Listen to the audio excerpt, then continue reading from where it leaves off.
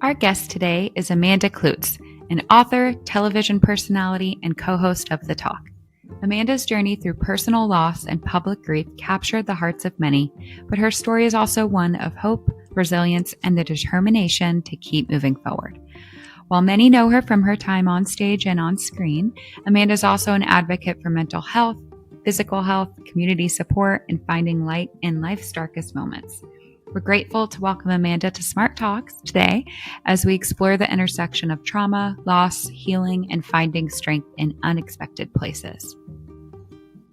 Please note that this episode contains depictions of trauma, loss, and grief. Please take care of yourself and visit our website for resources if needed. Hello and welcome back to another episode of Smart Talks. We are so excited today to be here with Amanda Kloots. She is so incredible and talented, and I just so appreciate the vulnerability that she has opened herself up to in all of the things that she has done since her husband's passing.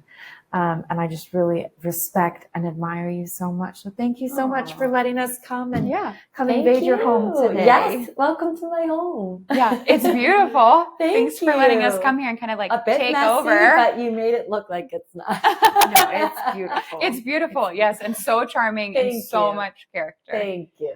So, and it makes it feel like so much more casual and kind of fun, like we're just friends around a table and chatting. Just diving straight in, actually, would you mind just telling us a little bit about yourself and how you've ended up to where you are today?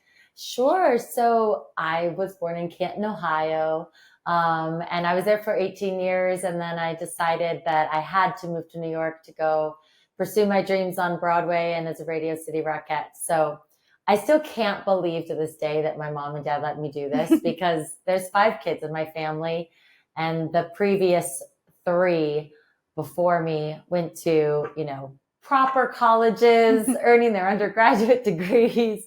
And I was like, I want to go to New York and sing and dance and be on Broadway. And, but they did. They believed in me and they let me go. And lo and behold, 2 years later, I was already working on a Broadway show. And I did Broadway and the Radio City Rockettes for 15 years in New York City. And it was amazing, all of the things that you imagine it is. And then I transitioned, I did like a hard right, transitioned into entrepreneur, and I started my own fitness company. It was kind of a time in my life where I felt like I needed a change. We can dive deeper into that later, but I'm giving you the abridged version right now. So I started my fitness company, and then had my little son, Elvis. And then my late husband at the time was just insistent that we move to California, despite the fact that I did not want to come. My business was there. My parents lived across the hall from us. My 2 sisters were up the street and down the street. We had family dinners almost every single night. And I was like, you want to leave and be near no one we know? And he was like, yes. And so he moved us out to California, and then COVID and a lot happened with my husband, of course, and we lost him July 5th of 2020. And then my life completely changed again, and I became a talk show host, and I got to do some acting again and producing and creating a movie. And then I wrote a book, and then I wrote a children's book. And so now my life is completely different. I still write, produce, act, and host television shows. And here I am, and mom to Elvis. So that's kind of, there you go. That's a short version. I have 3 kids.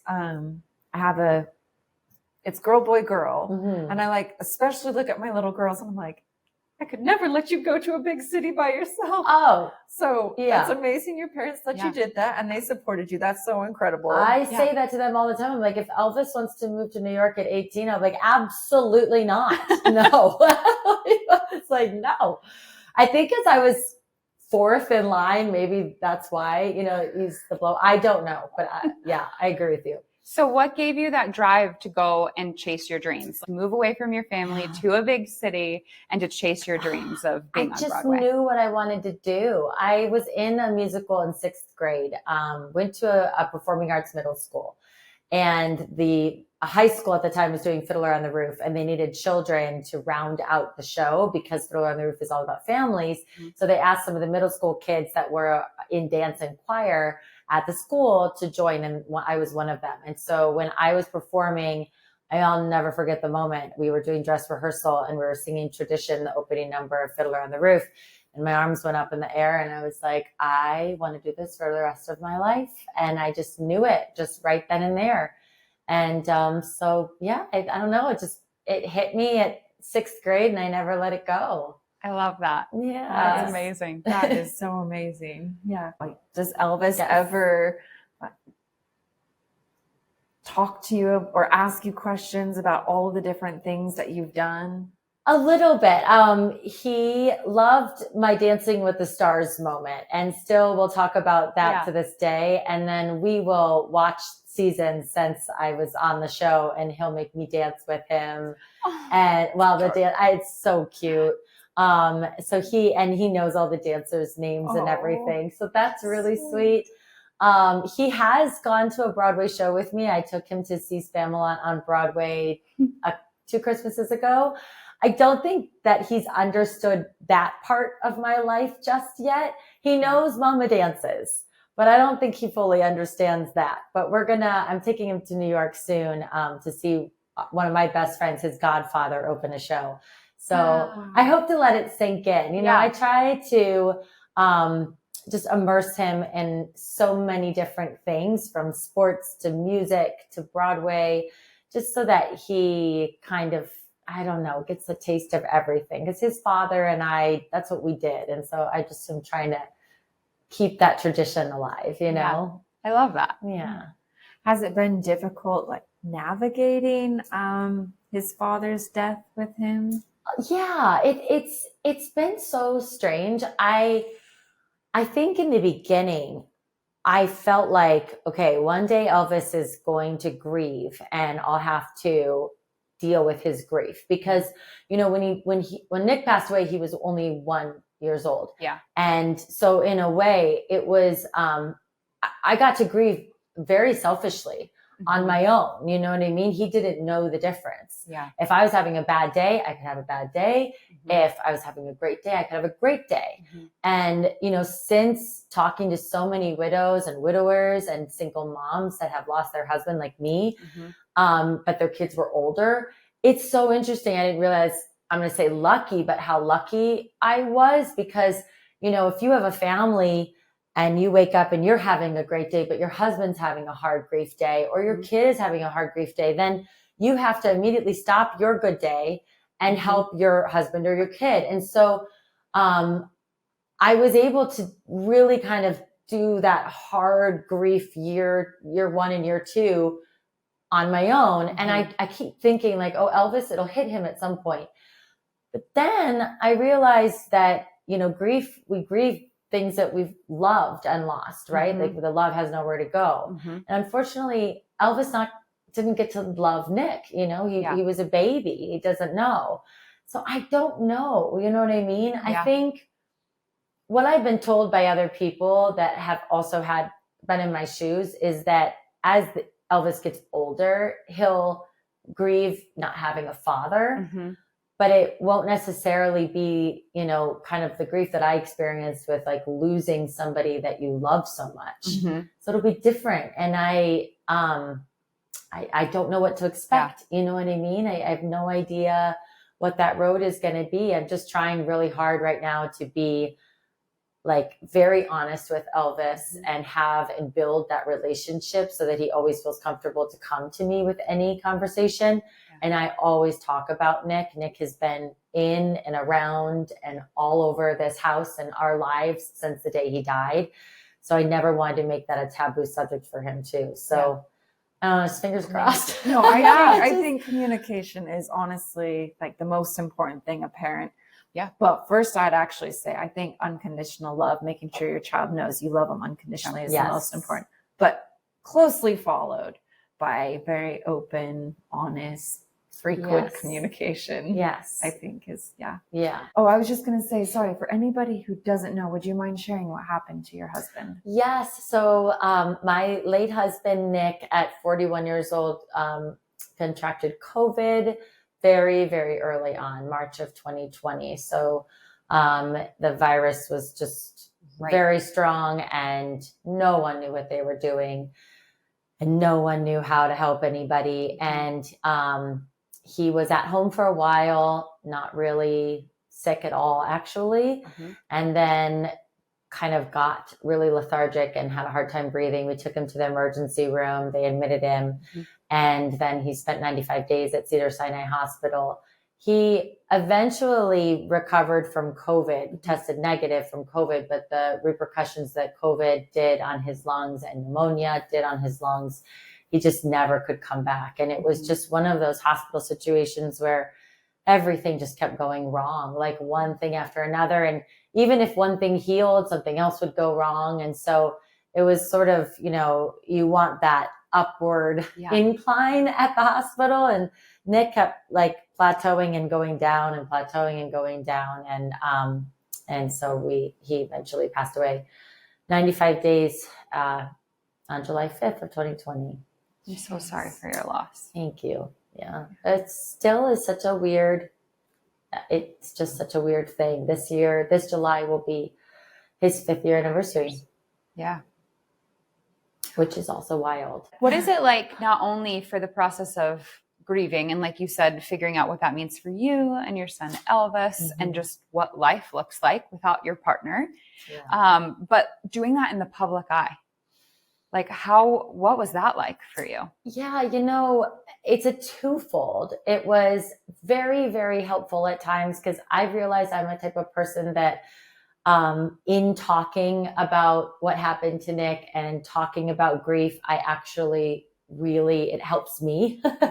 So I've been able to really heal through talking about grief. I'm not good at keeping it in. And so thank God, in a way, I had a public platform that was constantly asking me about it so that I was forced to talk about it because it really did help me. But at the same time, it was very hard because, as you know, grief is a roller coaster and you never know what's going to trigger it.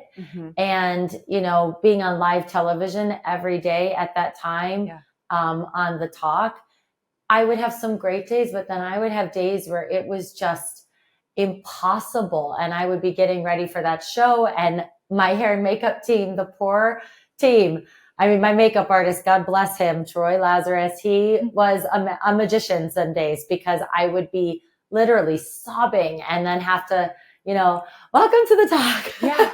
And you just have to, it's crazy. You just have to turn it off. You would feel bipolar at times. Or we would have a guest on that would ask me something and I would immediately start crying on camera. So it was hard. It was helpful and hard all at the same time. What's something that you wish everyone who maybe hasn't been through a journey like you with grief, but like kind of looking from the outside in, what's something that you kind of learned that you would share with people, or maybe a piece of advice that you would give for someone going through? I would just say keep checking on your friends, because it's 5 years for me this July, like I said, and this past January, February were some of my hardest grief months I've ever had. And that would have been 4.5 years into this journey. There was literally a morning I was on my knees in this kitchen floor screaming and crying to the heavens and to Nick. It was that bad. So it's not something that, ends after a month. Yeah. You're not better after a year. You're never better. Yeah. It's never that situation. So I think that my message for anyone going through it is that is the journey, and it's okay. And it's a never-ending healing process. Wrap your head around it now, because I think even I thought, okay, this is, but in 3, for some reason, I remember thinking 3 years. In 3 years, I'll be probably a lot better. And here we are 4 years, and I was in one of my lowest moments ever. And then I would say, if you're a friend of somebody who has a grief, just, constantly check in on them. Like there's months that are just triggering for me. Yeah. There's times, there's days where like I can literally remember everything about the day. And in the morning I wake up, it's March 31st and it just like immediately brings me down. So it's like those little things that if you're really close to somebody, that's where you send the text and go, hey, I know it's March 31st today. I'm sending you a little love. And I do have people like that in my life. And like, thank God for them. They're angels. Yeah. One of the things that we were talking about on the way over is just how everybody experiences some kind of trauma, some kind of grief, some kind of pain in their life. And I kind of feel like that's what my husband hasn't passed away, but I was kidnapped and that was painful. But like, you lost your husband and that was painful. And I just feel like the longer that you live, if you haven't experienced something, I'm sorry, something will happen. Right. And so I think that's why it's so helpful to like have you talk about your process, because I think we all find ourselves, whatever trauma we've been through, we all find ourselves kind of searching for someone else who has walked that road before. How did you, you've been very public about like what you've experienced with grief and really kind of this journey that it's taken you on. How did you make that decision? Because it's for me, I think it would be a very scary decision. Yeah. I think when Nick was in the hospital, that's when HarperCollins reached out to me to do my book. And I brought my sister on board to help me write it because she's an incredible writer. And when Nick passed away, 2 weeks after he passed away, I started writing things down. And so I feel like without even making that decision for myself, I kind of just started making that decision of like, I guess I'm just going to be very open about everything that happened. And I wanted to write it down because anyone who's gone through something in the hospital like this, you have a member of every number, every medicine, every machine. I literally felt like I could perform surgery at Cedars-Sinai Hospital if they needed to meet me, after those 95 days. I was like, I know exactly what I'm doing. I didn't, of course. But like you spend so much time there that there's just so much stuff in your head. And I'm so grateful that I was able to have that opportunity to write it into a book, because I wouldn't remember all of that now.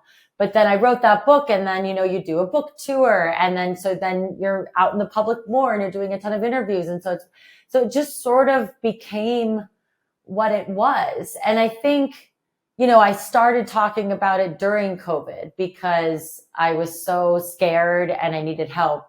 And I wanted people to be aware of Nick's situation because he was young, because he didn't have any pre-existing health conditions, because he didn't have any symptoms. I started talking on Instagram about it. And so I think it just kind of like, it was this spinning ball that kept spinning. But like I said, honestly, it has been a blessing to me. It's sometimes very hard to talk about it, but it always helps me. I always feel better. And that's why I always encourage people to talk about their grief, because if we don't, it just eats us alive. And our stories do help other people. And, we need to make it a less taboo topic, grief and death. Like everyone will experience it one day at some level, What was the most challenging part of writing the book? Like you said, you were kind of already on this journey to sharing, so it kind of felt like a natural extension of that to you. What was the most challenging, or did it just feel very natural throughout the whole process? No, it was quite traumatic, to be honest. Therapeutic and cathartic, but I would put Elvis to bed and then I would sit at this table and open my computer and I would just start writing. And I'd never written before, ever. I would basically just kind of just put a ton of stuff on a page and then send it over to my sister and she would wizard it up. But there were nights that I would just be sobbing and I couldn't even see the computer. I was crying so hard. And I think it was just putting it down, like writing it down and forcing myself to acknowledge what had just happened, was probably the hardest part. Yeah.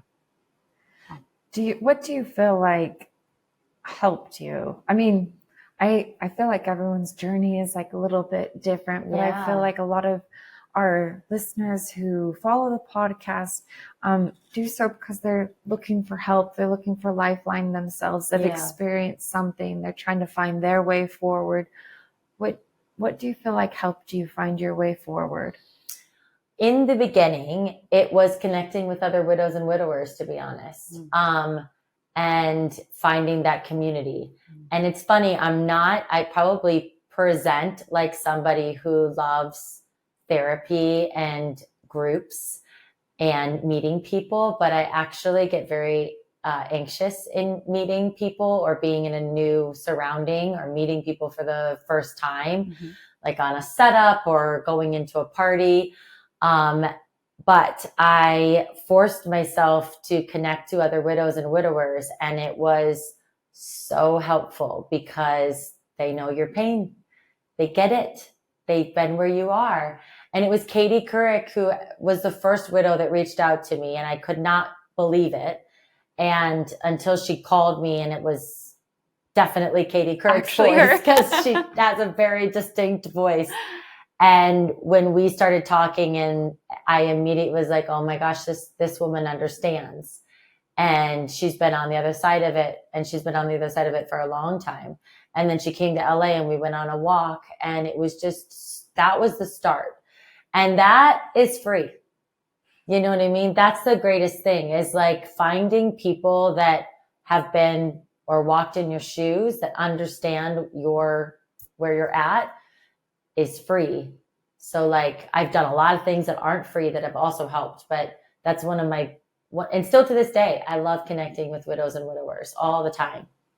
So you kind of like pass that along to others. So you're a support person, and you're sharing your journey and because I know how much it helped me. Yeah. So yes, I try to all the time. And I'm always telling Katie how you're my first, and I'm passing on the torch, paying it forward. And you're somebody else's first, helping them through that. So, I love that. Yeah, thanks. How do you feel? I mean, I feel like it's not just one experience. I mean, but how do you feel like this part of your life has affected you in the decisions that you make now?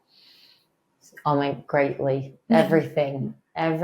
I mean, for instance, 2 summers ago, I was at a friend's huge anniversary party in Italy, and Elvis was here. And I realized at the end of this anniversary party, I was like, I don't really have to go back home. Like I'm like, I could just stay here. And then I was like, I'm going to fly Elvis out here, and we're just going to spend the summer in Europe. I don't know where we're going to go, but we're just going to just have a summer in Europe together.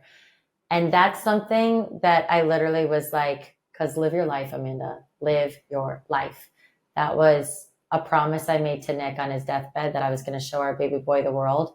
And that part of me I always loved trips and adventures and that kind of stuff, but now even more so. It's like, no, do it today. Yeah.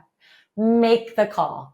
They tell you no, who cares? Like at least you asked. You know what I mean? It's like, well, my big thing I always say is death teaches you how to live. So it definitely has taught me how to live and live and love. So did you do it? Did he come out to Europe? Yeah, and you spent he did. The Oh my gosh, I had his Manny fly him to Paris. And I was like, I put my Manny up for 2 days. I was like, enjoy Paris, have fun. Yeah. And we started off in Paris with my little sister. And then we just bopped around Europe and had the best summer. And it was so funny because at the time I had been working so hard since Nick passed away. It's a defense mechanism, I think, for me, just to like dive into work and not try to hide the emotions. I definitely went through my grieving process and still am, but I do love to keep busy, and I like to work. And, you know, it's hard as a mom. Sometimes, you know, you realize like, gosh, my Manny or my nanny is spending more time with my child than I am because I'm working so much. But there is a lot of pressure being a single parent and like trying to provide and wanting to give him the best life that I possibly can. So it's like a twofold, but we're in Europe and spending 24/7 together. And I was like, oh my God, I didn't realize how much I needed this to heal. I needed just him. And I think he needed just me. And the time that we had, just the two of us, traipsing all over Europe and just having a blast, was I came home after that summer and my friends were like, wow, you look like a completely different person. And I was like, I really needed that. Like I just needed just time with him, uninterrupted vacation, just enjoying each other's company and not working and just living life. So it was, a beautiful lesson. And I try to keep doing it with him because I know how helpful it was. I love a trip. I love I love your whole live your life. I mean, after I was rescued, everyone's like, what do you want to do? And I was like, I want to go back to school. I want to go do all these things. I don't want to miss anything ever again. And my parents were like, wait, no, you can't go back yet. They're like, wait a second. I had a lot of fear of missing out. Mm-hmm. And I agree with you. I think it's true. Celebrate today. Yeah. Wear the pretty shoes today. Wear the fresh lipstick, or go to Europe with your son. Go do all those things because you never know what tomorrow brings. Life can just be turned upside down in a second. Yeah. And it's a hard lesson to learn, but when you learn it, it forever changes you. That's for sure. Yeah. So switching gears a little bit, I want to talk about how you balance it all. Being a single mom and Elvis and doing it all yourself. Yeah. And being, and so much, and seeing so much success and running your fitness company and all that. Like, what's the secret for you? The secret is I have a ton of help. I mean, I'm so lucky, you guys. We moved out here and we had friends, but I, lost Nick and I don't have family that lives in LA, and I had to create a family and build a family around me. And I did. And they've all helped me raise my son. And because of that, Elvis is, I mean, I know I'm modest, but, or not modest. I know I'm, what am I trying to say? Biased or whatever. He's amazing because of all of the people that have raised him. I mean, of all different colors, shapes, and sizes and religions. And he's just this awesome kid that can go anywhere and do anything and be around anybody and stay up till 2 a.m. if if we want to. And he's fine because of this family that I've built around him. But I have a ton of help. I've always had a ton of help. But I do love to work, and I love to, I'm a great multitasker. I can pretty much do a lot of things at the same time, or have a lot going on in my day. And I'm just like really good at just being like, okay, that happened, move, we did this, and I just like clean the slate. So yes, I sometimes think I'm my best version of myself under extreme amounts of pressure. Like when I have a day where it's packed, I'm like, let's do it. Let's tackle it. Let's get it all done. It's like, and when I have nothing to do, I'm just, like the laziest person in the entire world. I don't know, but I have a lot of help is the secret. It's great. Yeah. So what's next? Because we've talked about your impressive career, right? Being on Broadway and a Rockette, and you wrote your book, you've produced movies, right? Yes. And you've had the talk, and you've been on Dancing with the Stars. Like you've done all of these incredible things, plus your fitness company. So what's your next big goal, or what's next for you that you can share? Well, I launched a new company in January. It's called Proper, and it's nutritional supplement superfood powders that you put into water or a smoothie.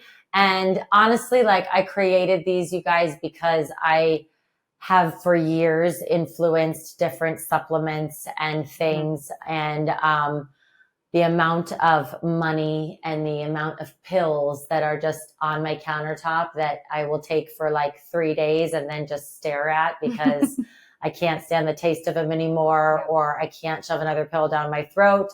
They just like stay there, and they're just like, I call them a supplement graveyard, and they're all expensive. And and promise to do things that, you know, who knows if they do, because again, I stopped using them after 3 days because I can't stand them anymore.